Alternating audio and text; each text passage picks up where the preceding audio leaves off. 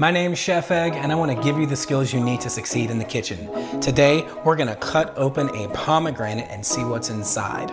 Now, the first thing I like to do is wear these nitrile food service gloves because the pomegranates will stain anything they touch.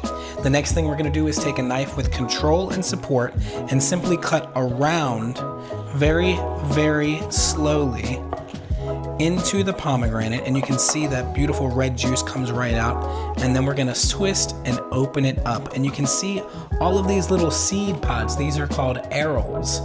So the next thing we're gonna do is take our pomegranate and kind of dump it into, or open it up into, a bowl of water, okay?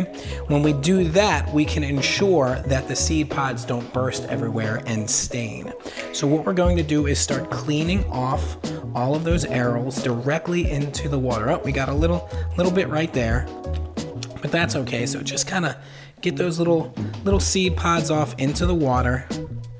That looks really, really nice. And these can be eaten in yogurt. You can put them on salads, serve them with cheese, fruit, and things of that nature during the holiday season. Pomegranates are really, really tasty and very, very nutritious.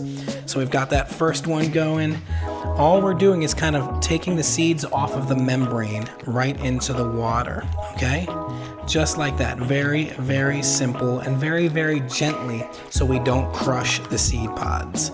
That looks really, really good. Just kind of get in there and gently take them right out of the inside of that pomegranate. So that looks delicious. And another thing the water is going to do is separate these little white pithy parts from the seeds themselves. So that looks really, really nice.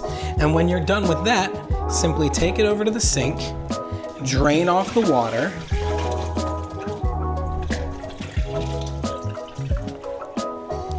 and you are left with these beautiful pomegranate arils to eat and use as you like.